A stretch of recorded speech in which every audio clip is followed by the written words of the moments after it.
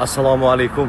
Men mana shu soliq departamentini chiqargan qonuni yoki chiqarmoqchi bo'lgan qonuni bo'yicha juda ham ko'p san'atkorlar fikr bildirishyapti. Soliq borasida. Soliq sochishdan biz san'atkorlar, soliq to'lashdan biz san'atkorlar qochmaymiz. Hech qachon. Lekin san'atkorlarni topish manbai faqat to'y.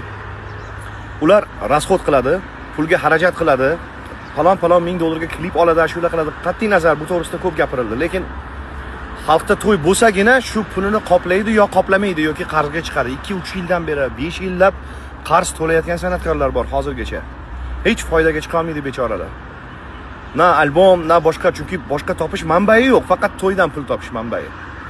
Shuning uchun men o'ylaymanki, soliq qo'yayotgan paytda har tomonlama o'ylab, hisob-kitobini qilib turib qo'ygan ma'qul deb o'ylayman. Soliqdan qochadigan joyimiz yo'q, chunki mana shu soliqdan pensionerlarning pensiyasi, aytaylik, chegara hududlarda armiyada xizmat qilayotgan insonlarni oziq-ovqati, yeb-ichish, kiyim-kechaklari va hokazolarida tayyorlanadi, qilinadi albatta shu soliqdan hammasi. Nimadan yana? Shu soliqdan albatta hammasi. Lekin bunaqa soliqni baribir qo'yayotgan paytda hisobga olish kerak. Bu har tomonlama bechora san'atkorlarni rostdan ham aytilyapti. Mana masalan, haydab yurgan misol uchun yaltiroq mashinalarda ko'p kredit, qarz, juda qarzlari ko'pchilikni.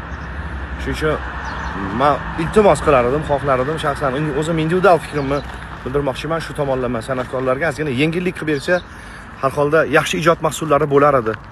Chunki san'at har holda ideologiya uchun xizmat qiladigan eng kuchli qurol. San'atkorlar insonlarni tarbiya qiladi, qo'shig'i bilan, o'ynayotgan rollari, kinolari bilan tarbiya qiladi. Endi ularni o'zi faqat qarzini to'lash yoki nima desa bo'ladi, fikri xayoli faqat tirikchilik qilish bo'ladigan bo'lsa, ijod bo'lmaydi, turgan gap. Aniq ijod qila olmaydi bunaqa paytda. Shuning uchun imkon qadar san'atkorlarni ham har tomonlama o'ylaylar bu taraflarini ham. Rahmat.